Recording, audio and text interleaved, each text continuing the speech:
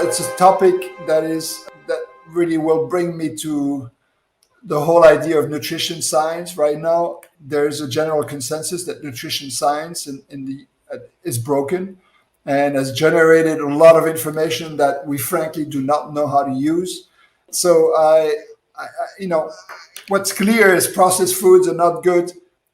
Natural food, based on healthy vegetables is much more healthy. Epidemiological evidence is clear that consuming vegetables of varied colors is healthy for you. And I think, when you look at what these vegetables are comprised of, there's lots of nutrients that we know, at least in vitro systems, really have profound effect on aging pathways. On the other hand, I see quite frequently, people who are abstaining from meat and eating vegetarian diets that are laden with sugar. And so what is it about nutrition that you think is important? And I'm convinced that it's not so much what you eat, but how you eat, and how often.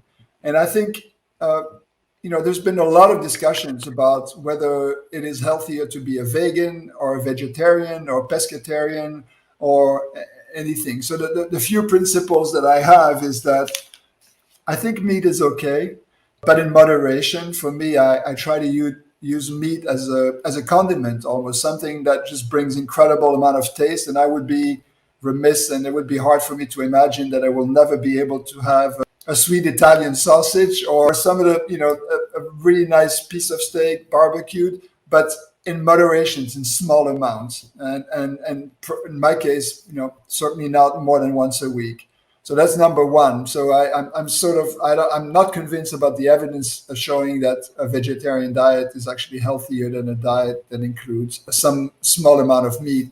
Number two is, I think there's growing evidence that the amount of carbohydrate in your diet is really one of the major determinants. And so the reason why I'm convinced of this is, first, the epidemiology is strong. It turns out that there's an inverse correlation between the amount of carbohydrate in your diet and your longevity. And the reason it's so compelling is that this is one of the major pathways that's been identified in terms of aging in many animal models is the insulin signaling pathway, which is directly driven by carbohydrates.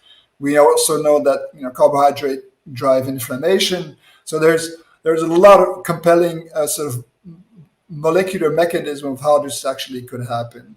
And then finally, so not too much meat, no need to exclude it. Number two, decrease your carbohydrate. And number three, incorporate in every one of your day some degree of fasting. And in this regard, I am particularly fond of the work of Sachin Panda on time-restricted feeding, or the work of Walter Longo, the fasting mimicking diet. So, yeah, the idea of incorporating your fasting into your daily routine or on episodic time course, I think is really important, because what we know is that the shift between fasting and feeding is really one that promotes the maximal metabolic flexibility.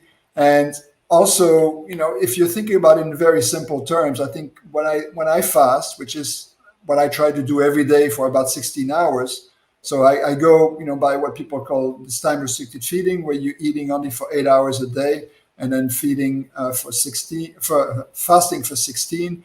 The 16-hour period is actually one in which I experience the strongest lucidity in terms of intellectual function, but also I exercise while fasting, and I think it's a time for your body in some way, for all of the digestive process, for your intestine, for all of this to rest and to shift to burning fat and or ketone bodies. So I think these are the three elements of what I think we can do today. Obviously, there's more coming on. There's supplements that are addressing, the whole nutrient space and, talking about NAD metabolism and so on.